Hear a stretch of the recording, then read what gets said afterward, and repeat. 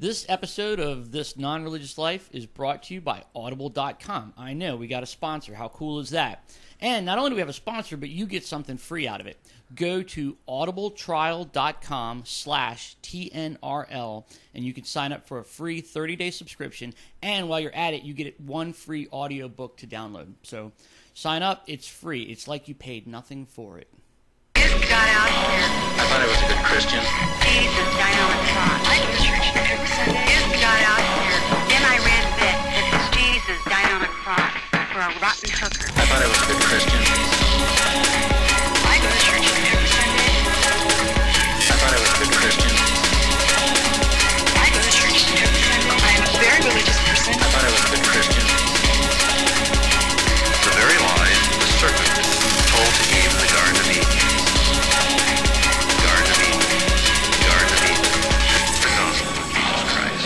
Spread confusion and promote lies. The gospel of Jesus Christ. Spread confusion and promote lies. The gospel of Jesus Christ. Spread confusion and promote lies. The gospel of Jesus Christ. Spread confusion and promote lies. The gospel of Jesus Christ. Spread confusion and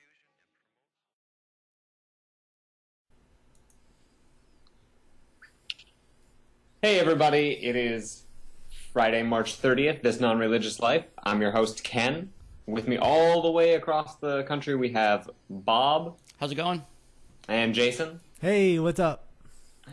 And we have a hell of a show in store for you today, so... I'm Ooh, trying to I'm hype giddy it, with guys. anticipation. Hype. You can't laugh, Bob. So, how you guys been? Past week? Been good. It's been a while. Yeah. Yeah, Jason, doing good. Doing You're very good. quiet. Oh, am I? I'm sorry. I'm playing with new toys. Yeah. So we have actually quite a lineup of things to talk about today. So Bob, I know you got really into some of the comments on some of our past shows. So why don't you start off with that? Yeah, we did. We had a lot of comments this past week, and my favorite of all is we got a comment from Rex Trek, and he said, I honestly don't believe, given the size and scope of the universe, that some sky god cares what we humans do with our PPs or vajayjays. We are but a mere speck of nothingness in such a vast universe. And I really don't know what else to say other than, well said, Rex Trek, well said. You just wanted to read it because you got to say PPs and vajayjays. I got to say PPs and vajayjays, yeah. And his I appreciate Rex Trek's love of the written word here. That it's high praise. Yeah, I think it's definitely one of the things that makes me stare at the universe and then think, why would anyone believe, the religious claims about how, this all-powerful deity gives a damn what we do when it comes to sexuality, I love thinking about the vastness of the universe. Like, I think that is so cool. And I know some people may find it intimidating, and I don't. I find it awe-inspiring. And like, as an atheist, it makes me really, really appreciate this life we have, because you are so fortunate to be here. And this is it. This is what you get. And I don't know. I find that awe-inspiring. Like, did you ever see the pale blue dot? I don't know if we've talked about that before or not. No. So when the Saturn probe was leaving our solar system... the image. Huh? The image, the pale blue dot? Yeah. Oh, yeah. I'm familiar with it. When I guess it was a Saturn V or Voyager probe. I forget which one it was. I think it was Voyager. Saturn V is an awesome sci-fi movie. Yeah. I'm getting my science fiction confused. But Carl Sagan talked the NASA guys into turning it around and taking a picture of our solar system. And in that picture, the Earth is represented by 1 pixel. We're 1 pixel. And then Sagan very famously said, like, everyone everyone who ever lived, they're all in that 1 pale blue dot. And I think that's awe-inspiring. Yeah. And given that context, I find it incredibly hard to believe that there is some deity who cares what people do and wins Denver Broncos games. Yes. Not anymore Jets games now. Yeah, Jets games now, right? Well, we'll see what happens with that. Yeah. I think it's funny, to think, the vast clockwork of the cosmos, like everything's set in motion. Like if there was a deity who had to oversee things, think of, the billions and billions of stars, in the billions of galaxies, and all the things that deity would have to look over if that's the way that the universe was structured for some reason. And then somehow he manages to take time to, answer prayers, lambast people for not using their genitalia in the appropriate manner. It just sort of, it's absurd as soon as you step back and think like, all right, if your God is the creator of the universe and like some sort of, curator, then it's almost like being in charge of, a huge corporation and then getting upset in the mailroom because, someone dropped a paperclip. Yeah. No, I get that analogy. Like, I mean, we're so small with regards to the rest of the universe as to be insignificant. Yeah. But that's part of, I think that's part of the beauty of it, is that we make our own significance. The stars will continue burning long after we're gone, but thinking about them now gives them and us significance.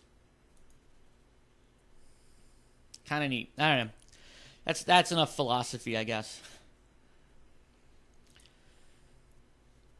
Did you see we had another comment where that same guy's beating us up over the Trinity still? Yeah, I just started reading it now.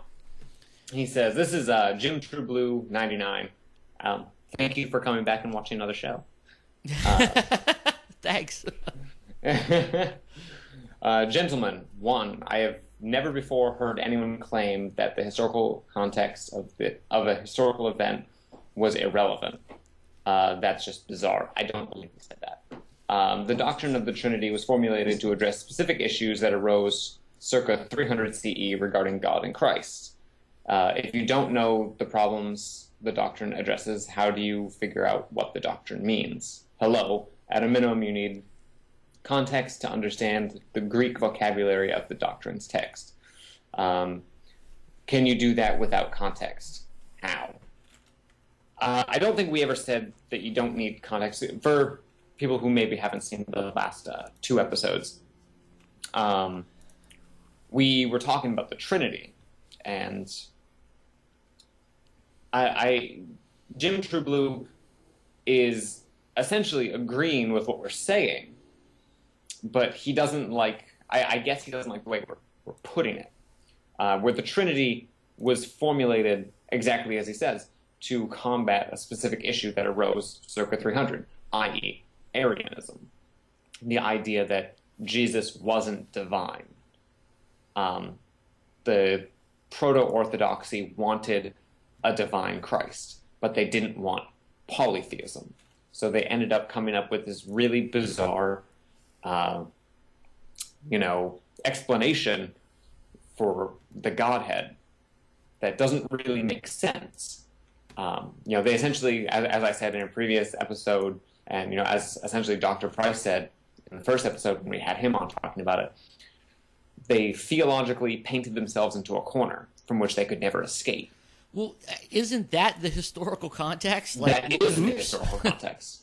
I don't know why he's bringing in Greek vocabulary of the doctrine's text. I could bring it up. Actually, I will bring it up. Let's see. It's at the Council of Nicea, they established the Nicene Creed. Now, but this is again that thing. Like, even if we espouse some understanding of it, like say like, oh yeah, well it's going to mean this or that, and have some objection to it, then the believer comes back and says, well, it transcends understanding. You can't understand it.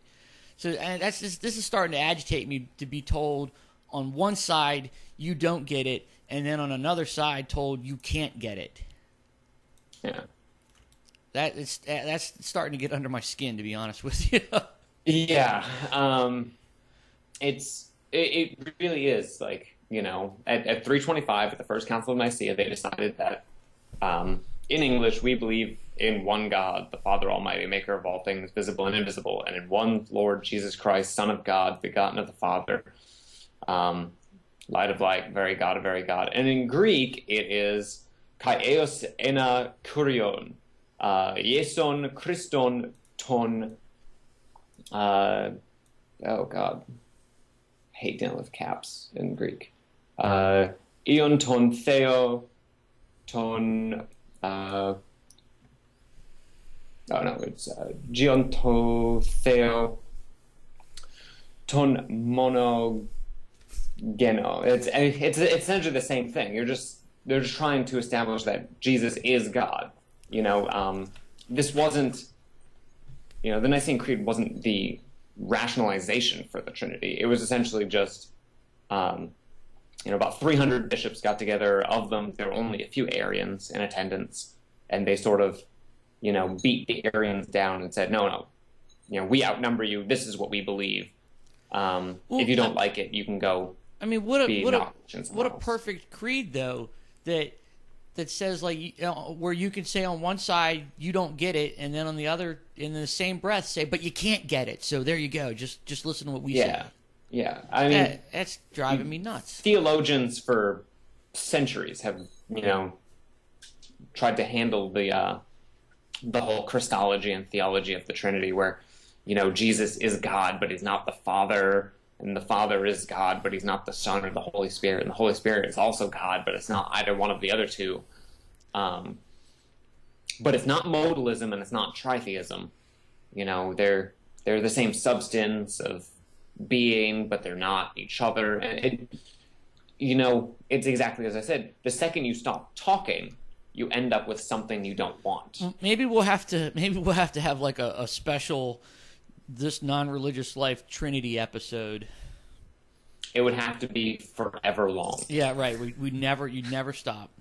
Because you can't. You can't. It's impossible. And Jim True Blue 99 wants it to be because God is impossible to define, but that's only true because the theologians made him so. Yeah. You know, like before the Trinity, you know, the Jews and early Christians had no problem defining God. It was totally definable. You know, his essence and his works and the fact that, you know, he supposedly interacted on a physical level with human beings, you know, denotes a being that is, by definition, definable, explainable, comprehensible. It's not until the Trinity arises where they say, no, it's too complicated to understand. Just sit back, relax. We got this one. Well, you know, and I think that the historical context here is that, you know, the analogy of them painting themselves into a corner is apt, and the Trinity is a convenient solution. Yeah, it is, because it's exactly what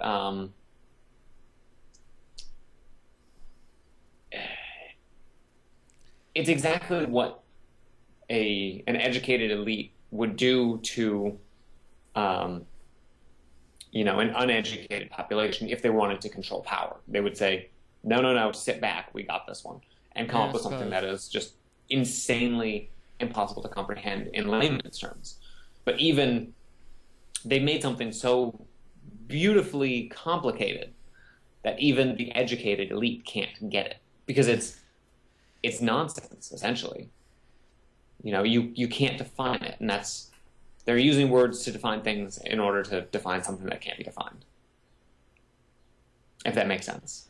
Yeah, it's a weird paradox. That makes sense. The Trinity itself doesn't make sense, but then I'm told that it's not supposed to make sense, so there you have it. Purposefully so. It's not supposed to make sense.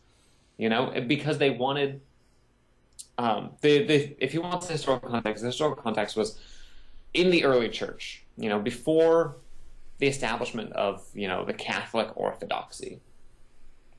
Christians were as divided as anything else. They were, you had Gnostics, and you had Arians, and you had Marcionites, and you had Jewish Christians, and you had Proto-Orthodox, and you had all these various, it was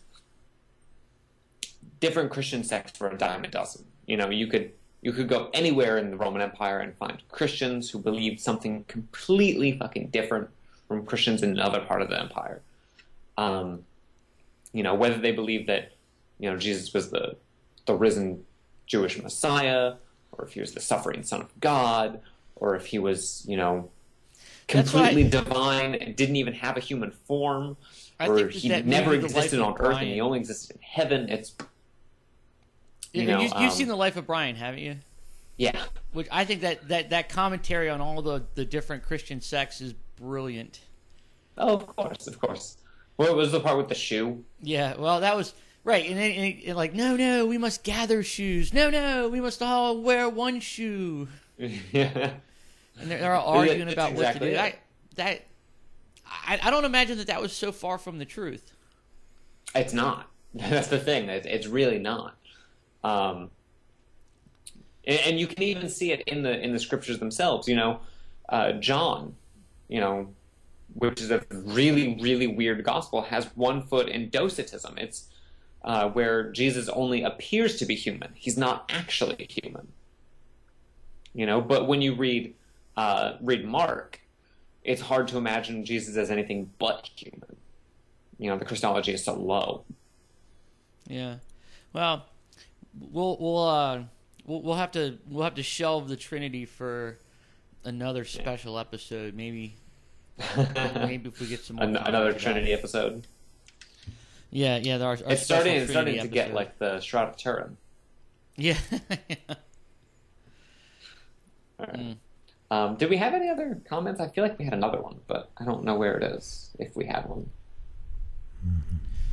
There may have been some others, but those were the ones that stood out. Oh, no, this is one I wanted to get. This is also last week. And it said, I do believe that Orthodox Eastern Christian religions also deny the divinity of Godhead of Christ. He is viewed as the ultimate human, the closest we can get to being like God, but not being gods ourselves. Jesus was the uber mentor for spirituality and not part of the triune deity. As far as I know, that's not true. The Orthodox Christians also adopt the Nicene Creed. All major Christian denominations today accept the idea of a triune Godhead, as far as I know. Well, even if that is or isn't true, it just illustrates that there's lots of different ways to look at it, and how do you know who's right? Yeah, exactly. Nasty Girl said, as a pretty mainstream coffee-drinking Lutheran, I am always open to others' thoughts and opinions. This is a really good conversation starter with my teens and other friends. We really enjoyed the idea of the boundaries where your rights impinge on mine and vice versa. It makes me laugh when some of the skeeziest businesses flaunt their faith. I know a serial adulterer who has a John 3:16 tat. I ask myself, what would Jesus really do? He'd do unto others as he would have done unto him. God's an alien, really. I don't know. Yeah, I know. That comment goes off the rails. God is an alien. Sure. I mean, depending on where in the Bible you look, yeah. There's the. I think that comment was in response when we were talking about the NASA engineer that right. got booted. But do you know, I looked into that a lot further, and that issue is muddier and muddier and muddier, and that guy looks shadier and shadier the more you look. Do you remember when we saw the video where he says, in the video he says like, oh, well, I was just passing out DVDs that promote this intelligent design theory, and they're beautiful, beautiful productions made by Illustra Productions, and they're fine DVDs for your home. And I just gave them to people if they wanted to watch them. He is a president, or he's on the board member of Illustra, the company whose material he was promoting at work. So he saw it as a free media pass to get advertisement. I guess, but the point is not only is he promoting this literature, but he's on the board of the company that makes them. So his ties are, and nobody makes any mention of that. That's awesome. And I thought more about him promoting his ideas at work. And you brought up that thing like where you said like, well, if somebody was talking about veganism or animal rights and they got something wrong, I would feel obliged to correct them or jump in the conversation. That is not the same thing as, hey, come to the break room, everybody. I want to have a little seminar about intelligent design. Or, hey, Jason, I put some literature on your desk that you might be interested in too. Well, those are unprovoked solicitations. Now, I don't like zero tolerance policies because zero tolerance means zero thought. But there is if you have a zero tolerance policy for that sort of thing, then a guy at work can't be shilling Girl Scout cookies for his daughter. You know what I mean? Like there's levels, and I think that this guy exceeded the level of acceptable behavior. Well, what we were talking about before, I didn't know the full story. I didn't know, we said even in the show that we didn't know the full story. But going back to your thing saying it's not the same thing by inviting people into the break room and saying, I want to talk to you about this. It is the same thing because you don't have to go to the break room. Well, it is. Or maybe he's like accosting people at their desk. And apparently earlier, prior to the layoffs, he was the team leader in some engineering capacity or some software capacity, and he got demoted out of the team leader position because of complaints of harassment by his peers. And then that's where we said that it has to be done respectable. That's right. Not to get rid of it, but to be done. And obviously, I mean, as the story shows, that he wasn't respectable, doing it out of respect. He was doing it with invested interest, not because of his faith. He wasn't doing it as a vegan would say, no, the reason you got this wrong, this is why you shouldn't consume animals or whatever. He wasn't even a true Christian in that aspect because he wasn't saying, no, you really should believe this because I have interest of your soul. He goes, no, you should believe this because I have interest in your pocketbook. Well, that's what it seems like. And I mean, if he's on the board and he's passing this out, yeah. I mean, it'd be like me as a vegan creating a company that we just make videos about animal rights, passing them out, accusing a job of firing me for passing them out just so I could be in the media to talk about positive at how awesome and beautifully created this DVD that I created. I'm definitely thinking it's a headline grab too. Yeah, and that's what I'm saying. Everything is done when it hits the media. Everything is done for some kind of either monetary value or to push an agenda. Would it be appropriate for you as a vegan to harass the guy in the break room eating a roast beef sandwich? My whole job was to harass people. Just kidding. No, it wouldn't be, and that's not that's not being respectful. Agreed. I mean, okay. It's like this thing is anytime. That's why we get in arguments. When I say we as an activist, so we get an argument with people, and it's not about the merits of the argument. It's not about the actual belief in the argument. I'm usually attacked because, it's never thought out. I mean, like it's always painted as oh, you're eating a hamburger, so I'm gonna jump down your throat for it. I don't give a shit that you're eating the hamburger. Well, if you're cocky, if you're spreading false information, if you're just being outright disrespectful about it, yeah, that's where I feel my voice should come in. Well, but that's your voice in response to something. This guy was he was admonished and then ultimately let go for unsolicited harassment. That's because he had invested interest in this. Right. Well, that's what he says is he was demoted because of the harassment, and then he says he was let go because of his ideological beliefs. But like I said, the story, like, it goes a little deeper and it's a little muddier. But I think clearly this guy's going for a headline grab, and his interest is less about his theology and more about his pocketbook. I agree. Yeah, it's definitely he has some sort of vested interest in promoting this whatever production company.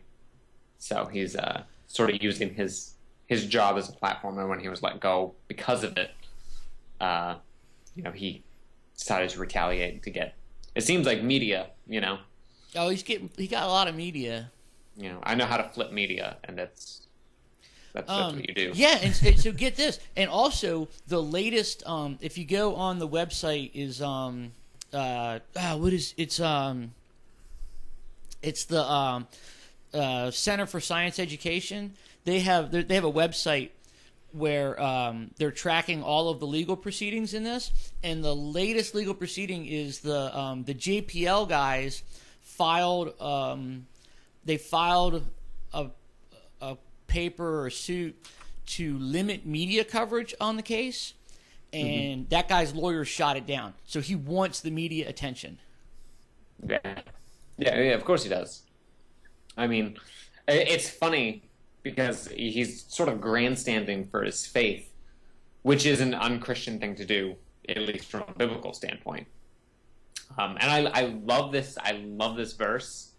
I just pulled it up really quick here because I think it really cuts to the core of how, I used to always say the last true Christian died on the cross because I hate grandstanding, and that's exactly what this is. But it's Matthew 6:5, and when you pray, you must not be like the hypocrites, for they love to stand and pray in the synagogues and on the street corners, that they may be seen by men. So it's like you're not supposed to flaunt your religion and try to get support because of it, because that's what hypocrites do. I think that's interesting about people's displays of religion and religiosity and how we consider faith to be a virtue. Which I think leads into the next thing we wanted to talk about, which was the Reason Rally. But before we do that, can we take a word from our sponsor? Oh yeah, so Sure. Yeah, so now we got to remind you guys to go to the Audible website. The website address is www.audibletrial.com/TNRL, and if you don't know, TNRL stands for This Non-Religious Life. Yay. No, I'm very excited to have audibletrial.com/TNRL as our sponsor, because they offer a ton of awesome audiobooks. Everything that you possibly want, from sci-fi to fiction or to nonfiction. They have a great selection of horror books on there. And we were talking about before the show, there's a book that you wanted to check out. Oh yeah, so we said we would feature a book every episode, and I think we all agreed that the one book that you should you get it for free if you go and sign up for the free 30-day trial. You can download the Richard Dawkins book, The God Delusion, and it's free. And it's read by him. And it's read by Dawkins himself, so that's kind of cool. That's awesome. Yeah. So all you have to do is go to audibletrial.com/TNRL and sign up for the free 30-day trial. And with that free 30-day trial, you get a free audiobook. I mean, everything's for free, and you help this program growing, because for every time you sign up, they are our sponsors, so they support the show, and we want to thank Audible for supporting this. And if you love the show, if you want to hear a book read by the guy himself, The God Delusion is a good jumping off point for. Yeah, it's really a good book. It's a good read, and it's a good, I don't know, primer on atheism. I love audiobooks because I listen to podcasts all the time at work, and every once in a while I'll throw in an audiobook while I'm at work and listen to it, especially since I walk everywhere. I like to listen to them when I go. And the great thing about Audible is that you can also, they have an app for the iPhone and for Android devices, so you can listen to them anywhere. If you have the Ford Sync, you can listen to it using the Ford Sync. It's a great company. I'm glad they're sponsoring us. Groovy. So, like back to Dawkins, in the response to the Reason rally, who was the guy at Fox that wrote that really awful article? Because that thing sucks. Larry Alex Taunton. Yeah. But he said, what did he say that he's making that comparison of atheism as a religion, and he said that we have a saint, which is Christopher Hitchens, and we have our high priest Richard Dawkins, and we have our holy scripture, anything that Dawkins writes. Yeah, it's such that is nonsense. The worst characterization of atheism I've ever seen. But he said he's going to be the next Pat Robertson. Yeah. Yeah, he's gonna. Yeah. So, for a little background information, this is this is Fox News, so this is a company that was denied a news channel in Canada because they have laws against lying during news broadcasts. You think you expect that's a headline for like an Onion article, but no, that's actually what happened. They tried to get a news channel in Canada, and they were denied.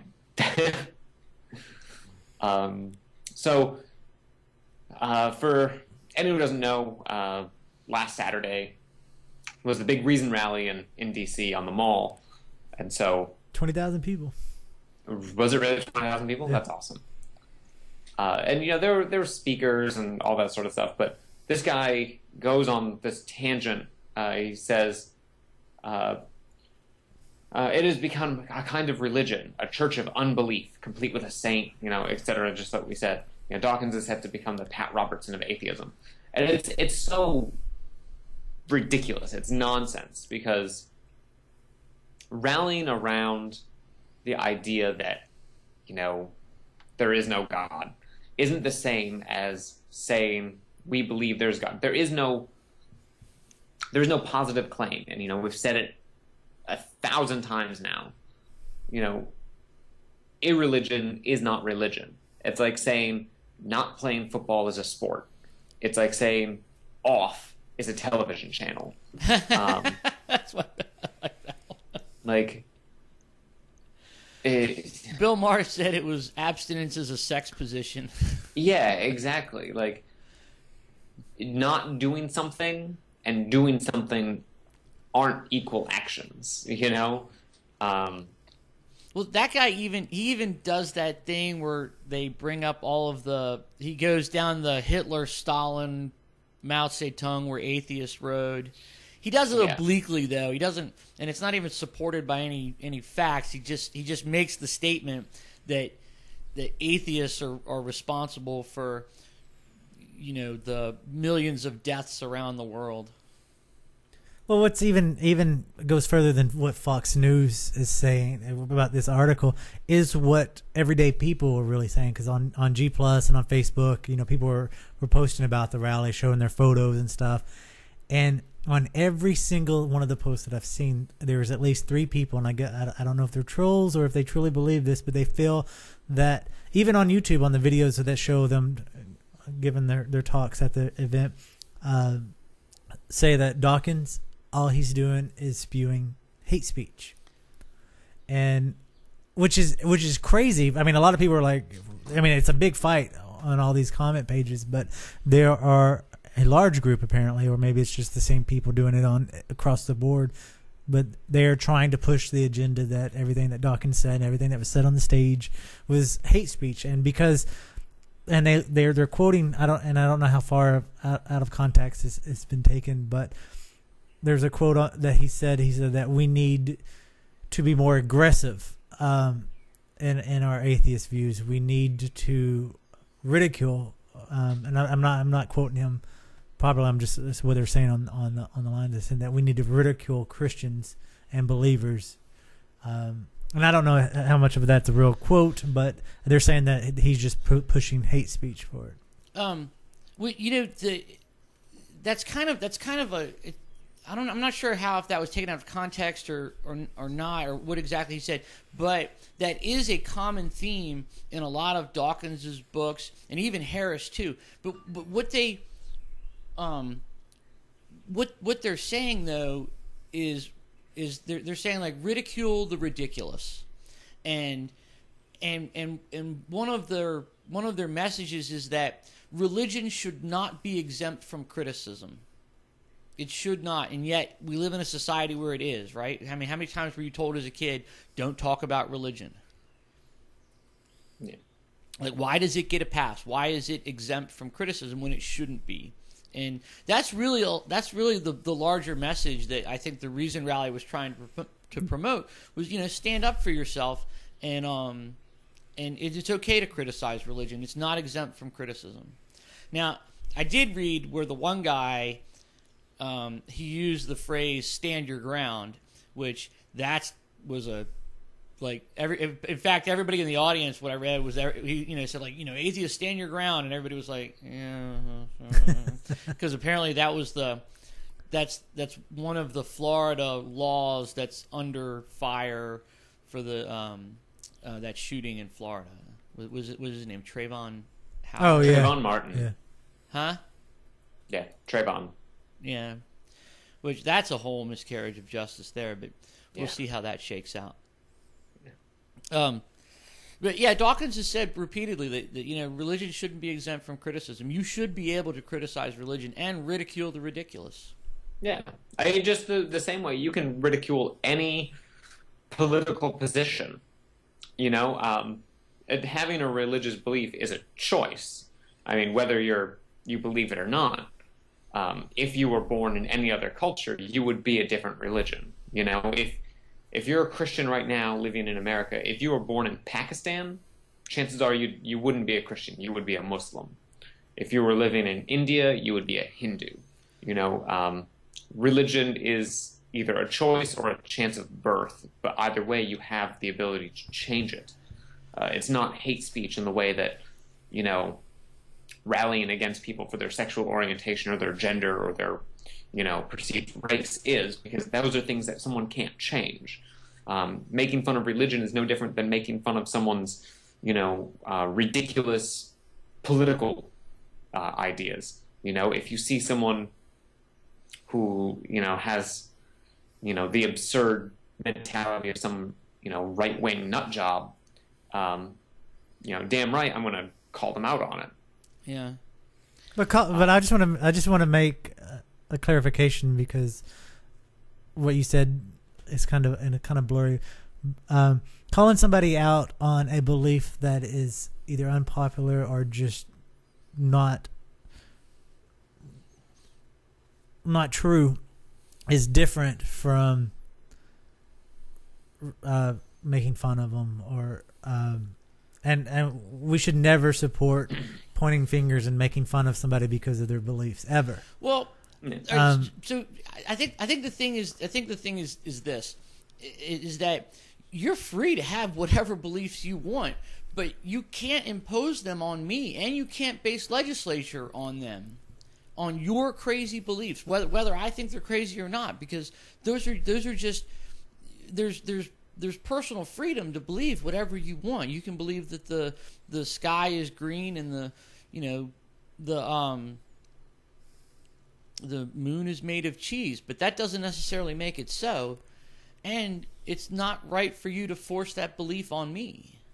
Moreover, it's just you're free to believe whatever you want, but you're not free to be free of criticism. Right? Yeah, no, exactly. We have to take everything and hold it up to the light of scrutiny, because that's how you tell if something's valid or not. Everything, good ideas and bad, they all have to be scrutinized.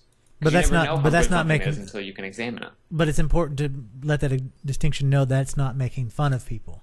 That is, well, because there's a difference. There's harassment and then there's criticism. Yes, and it is very important if if we value what we believe in, no, it doesn't matter what side it is that you truly understand the difference between pointing a finger and making fun of somebody versus pointing a finger and saying, this is where you're wrong, this is how you're wrong, and this is why I think you're wrong.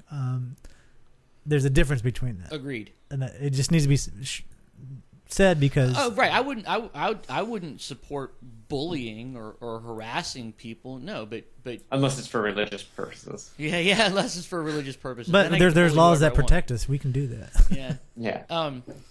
But and to say to ridicule the ridiculous is a level of criticism, and it's sort of a comment on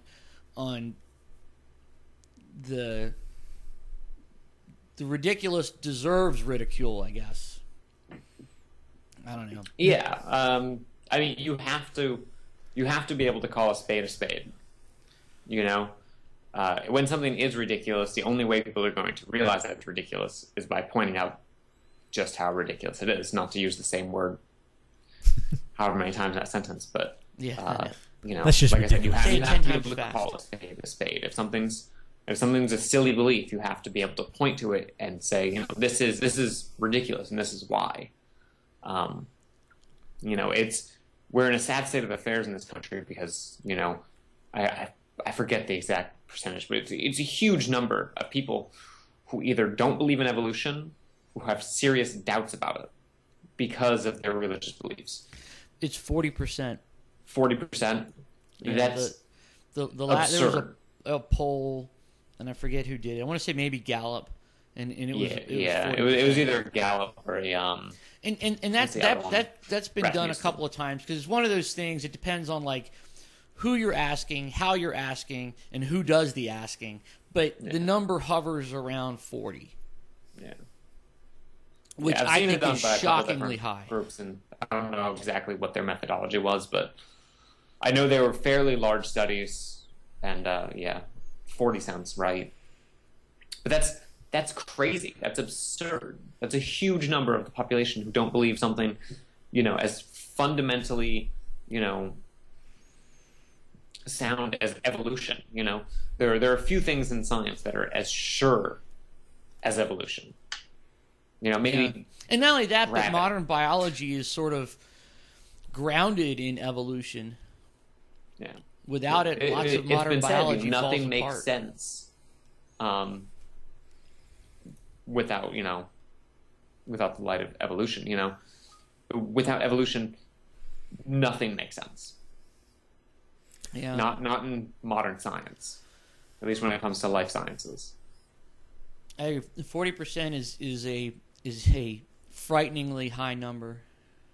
It's huge. I mean, that's almost half.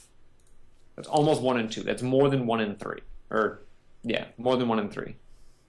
But it's still just And a poll. it's a larger percentage. The number gets bigger when you include the people who have doubts about it. Yeah, that's crazy. But you know, I really think that stems from a lot of things, and largely it's from a misunderstanding of evolution that goes hand in hand with this misunderstanding of atheism. They just think that and, you know, I was reading this one guy's essays this morning, and he was writing about atheism, and he's like, you know, you can say a lot about a person, but really all you can say about them if they're an atheist is they reject a belief in a God. That's it. Yeah. There's nothing else that follows from that. That's all it is. Yeah, there are no positive claims heaped up on the idea of atheism. Atheism is, very simply put, no gods. No gods. You live in a worldview, and then from there we're as diverse as anything else. You know, I have atheist friends who have extremely right-wing Republican views. Yeah. And then you know, I have atheist friends who are the exact opposite. You know, another point. Atheist friends who are vegans, who aren't vegans, who are, you know, libertarians, are, you know, complete assholes. Yeah, right. You know. But I think I think Pat Robertson on the 700 Club and his co-host said it perfectly, though. I mean, I posted it on the This Non-Religious Life Facebook with the video where they're saying that, you know, he says that atheists have no right to tell believers how to do anything because they believe in nothing. And his co-host said that in the same vein, that atheists should tell Wiccans to cut down all the trees because they believe their God is the tree. It's awesome. Which is just about the That's most asinine. moronic thing I've ever heard in my entire life. It was such an awesome video. Check it out. Yeah. And, you know, I don't think I have the right to tell anybody what to believe. I'm just telling you I just tell you how I feel, and you're free to feel however you want. But again, you're not above criticism. Yeah.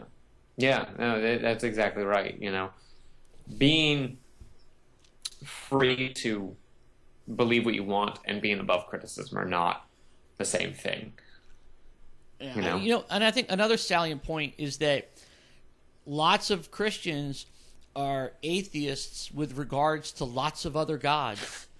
I mean, they're comfortable with that. The famous thing where it's like, do you believe in Thor? No. Do you believe in Zeus? No. Do you believe in Vishnu? No. You know, it's like, it's like, as soon as it's like, do you believe in Yahweh? No. Oh my God, you're a terrible human being. How do you understand what's moral? How do you know what's right? You know, how life doesn't have meaning for you. It's like, oh well, man, like you had no problem with me the fact that I denied any of those other gods. It's just until, you know, I deny yours that you get all upset. Yeah, I think that really is I think that's a fundamental misunderstanding of atheism, and really, you know, just the rejection of a deity. That's it. Nothing else follows from that. You know, to say that an atheist lacks a moral compass is that's not to say that there might be somebody who is an atheist that does lack a moral compass. Maybe there's something wrong with them. But I don't think that you lack a moral compass. I think you have the same moral compass that everybody does. Sure. Well, there are sociopaths in all religions. Sociopaths. Yeah. I don't know, man. There's nothing else follows from atheism other than that you have no belief in a God. Yeah. Yeah, that's and that you're going to hell. Yeah. My bags are packed. Yeah. Let's go. What they always saying, go to heaven for the weather, go to hell for the company. Yeah. It's that idea that you don't have anything beyond, you know, lack of belief in something. Like I don't base my life on my lack of belief in unicorns. You know, I don't base my life on lack of belief in God. I don't base my life on the lack of belief in UFOs or ghosts. Yeah. Although it seems like we talk about it a lot. Well, we're starting our own ghost hunting. And I can't wait. You see, that's fun though. I used to go ghost hunting all the time when I was a kid. I lived in a really old house. It was creepy. You know, no lie. Like my basement was like rough-hewn stone. Like, was it like a Freddy Krueger basement? What's that? Was it a Freddy Krueger basement? It was totally a Freddy Krueger basement. It was creepy, man. The house I grew up in was over 300 years old, so it was like old. And like, you know, rural ass Massachusetts. Man, I wish I could have gone to the Reason Rally this weekend. I bet it would have been good. And I understand the Westboro Baptist was there. I saw pictures of them.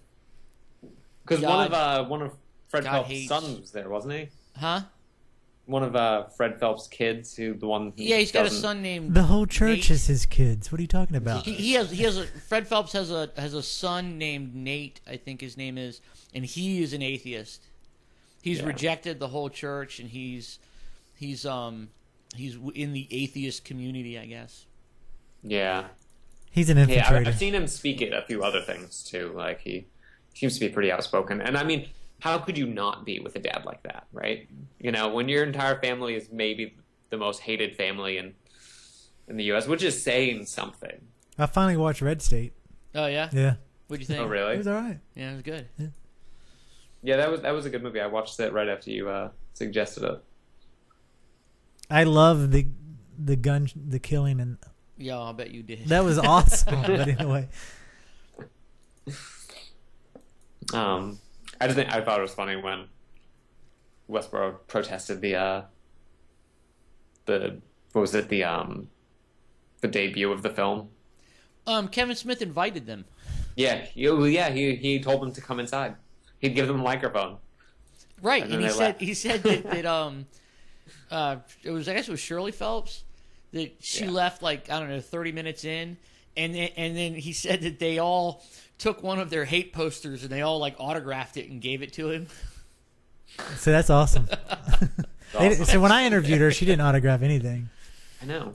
She was just fire and brimstone, man. Like, I remember walking down the street and I was like, what the hell? Westboro Baptist Church. What the hell, Jason? And you were there with like a microphone in her face. And I was like, what the fuck is going on? Oh my god! I was just going to the grocery store, man. And there they were. That is hate speech. Richard Dawkins that. standing up on a stage and going, "Be reasonable, people. Let reason guide you. Don't rely on faith." That's hate speech. Come on. Yeah. No, the Westboro Baptist Church is for sure hate speech. And, I don't think all religion is equal. There's definitely that far The end better Westboro ones. Baptist Church. I don't put them in the same camp as, say, I don't know, Harold Camping, because you said camp. yeah. Well, Yeah. I don't know. Like, I thought I wanted to talk today about religious moderates. Because right, so Jimmy Carter has that new book coming out, and he, I don't know. It's like I don't want to bitch too much about religious moderates, because then what is it like? Then I'm not happy. Like, you don't want people to be religious extremists. You don't want people to be religious moderates, and what do you want? And I don't want to bitch too much, but when you think about it, at least the Westboro Baptist Church is like, they're like naked faith, you know what I mean? They're like naked faith revealed to be hateful and doom and gloom. And so then you take the religious moderates and they cherry pick the Bible and they pick out all the yucky stuff and throw that aside and stick with all the gold, the fuzzy feeling things that makes people feel good. Yeah, it's a double-edged sword for sure. With religion, you can have the religious moderates, and I grew up in an Anglo-Catholic church, which is, the Episcopalians are, I don't know, they're basically agnostics anyway, and that's all well and fine, but then you have the Westboro Baptist Church, which is sort of like the logical endpoint of where religion leads you. As soon as you start saying that, the Bible is a divine mandate, you have to start taking things seriously. And so long as you have that belief, you have that door open for which people will, do that sort of thing. Yeah. Well, and like I said, at least, and as much as I dislike the Westboro Baptist Church and I find what they say distasteful, at least they have the strength of their convictions, and they're not shying away from the icky parts of the Bible. They embrace it. Yeah, for the most part, yeah. I mean, they definitely pick and choose their own parts too. Well, I mean, granted, things are subject to interpretation, but come on, man. When people when in the interview with Jimmy Carter, when he's talking about the his stance on homosexuality, they're like, well, even though it says this and that in the Bible that homosexuality is a sin, he's like, yeah, well, I kind of ignore that and I'll just let God settle it at the end. So, I mean, like. That's what the religious moderate does. He chalked it up to cultural differences, is what it was, and that's all well and fine. But I mean, you have to be.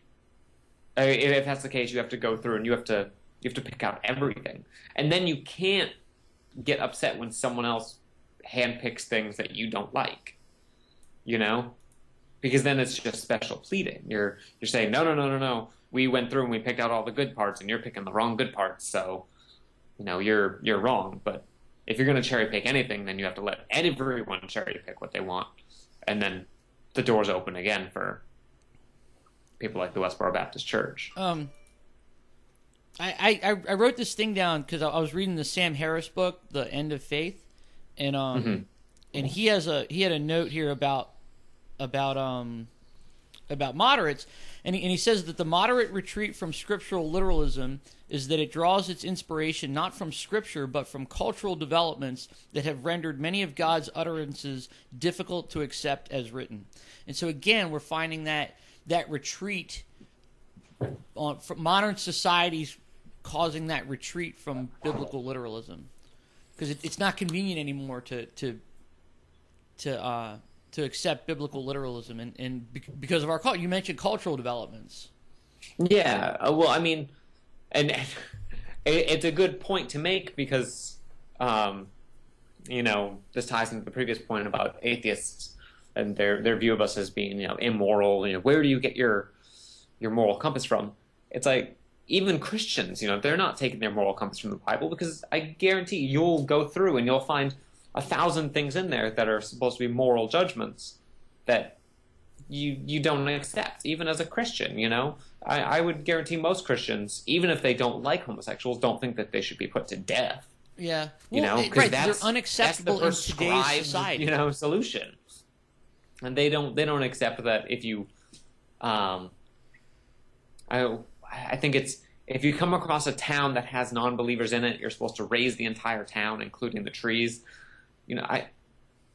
There's, which is the scripture that says, what's the one that says like if your brother doesn't believe in God, you have to kill him?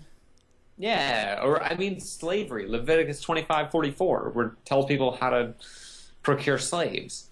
Right, we understand slavery is wrong today, but slavery is just okay in the Bible. So, you're not getting your morality from the Bible. You're getting your morality from a secular society that understands morality today, that just happens to have some things in common with your religion.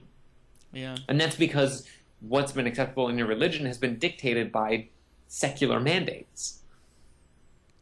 So you can look at the things in the Bible that are okay and say, yeah, that's right. But you're not getting your morality from the Bible. You're just syncing it up with what you see in the Bible. Or you're syncing the Bible up with what you perceive as right in today's society. Yeah, and you have to leave a lot by the wayside in order to do that. Oh yeah. Of course you do. You have to leave slavery behind. You have to leave, things like genocide. Genocide, yeah, exactly. Infanticide. Something funny that I discovered when I was going through with my book is, the Pentateuch was written in sections, and the last time you hear of Isaac in the Elohist tradition is right before Abraham sacrifices him. Leads him up to the stone and is about to sacrifice him, and then it cuts into the Yahweh's tradition and starts talking about how God stays his hand. But that's not the image you get in the Elohist tradition, and they kind of talk in this speak where, the firstborn son is given to God in the same way that, the first lamb is given to God and the first of the grain is given to God as a sacrifice. And the later priestly tradition turns it into like, oh no, they're just talking about giving your first son over to the priesthood.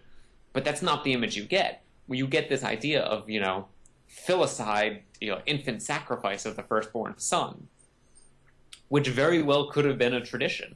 And that's obviously, you even see back then them sort of going back and like scribbling things out and be like, we need to spin that a little differently.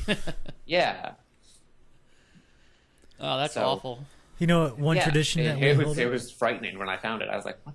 Like, you don't talk about Isaac anywhere after the sacrifice. Maybe he didn't make it. Yeah, but that's definitely the implied imagery. Huh. Well, on that note, we got a tradition that we hold up here at the show. And It's that called tradition Ending the is Show. we Wrap cut it it up. an hour. It was a quick hour. Yeah. I thought maybe we had at least like 20 more minutes. Okay, that's fine. So, I guess that's it. Wow, damn, that was fast. An hour goes quick when you're excited. I know it really is. But that's So- okay because we'll be back to do it again next week. Yeah, we will. We will. Now we'll probably go over things again because that's what we do. Oh, that If you guy's have any gonna write questions, another comment comments, about the Trinity, I know outbursts, it. you want to call us out. Want to talk about the Trinity? Jim Trueblue 99. If you want to come back and talk about it again, leave another comment. We'll address it. Just don't reiterate yourself. Like come in with something new. Give us bring something new. I'm tired of just kind of agreeing with you, but you're just not. I don't know. Well, why don't we just have him call in for a show? Maybe Yeah, if he wants yeah. to. We'll give him you know, all the leave us information your- if he wants to do it. Yep. Just let us know. Leave us an email or something. We'll Skype you in or something. But if you have any questions, comments, outbursts, whatever, you can leave us a voicemail. Seems like too few people do this. We get one every now and then. 757-337-2195. Just leave a message. You guys know that we address our comments on the air. You can check out our YouTube page. All that stuff's on the website, zombie-popcorn.com. Just go up to the shows tab. It'll drop down. You can select our show. Everything's there. Sign up for the mailing list. You'll get info about our show every week and then every other show that we do, so you can keep up to date on all the cool things that we put out. Jason puts a lot of hard work into this. And go to www.audibletrial.com/TNRL and get your free book. Yeah, free book. Everyone likes free things. I know I'm going to do it. And they have apps for Android and iPhone and tablet and stuff like that, so you can carry it around with you. If that's the sort of thing you like, all of our episodes are up on iTunes. You can get them there, download them, listen to them on the go. There's a Stitcher radio app. No syncing or downloading. You just put the app on your phone and you can listen to our show plus all the other amazing shows out there. Mostly our show. Just kidding. Not really. Just kind of. But I think that's everything. Bob, Jason, do you have any closing comments? I do not. Other than No? I'll see Nope. you next time. All right, well, then we'll see you next time. Goodbye. Peace. Jesus got out here. I thought I was a good Christian. Jesus died on a cross. I go to church every Sunday. Jesus got out here. Then I read that it says Jesus died on a cross for a rotten hooker. I thought I was a good Christian. I go to church every Sunday. I thought I was a good Christian. I go to church every Sunday. I'm a very religious person. I thought I was a good Christian. The very lies the serpent told to Eve in the Garden of Eden.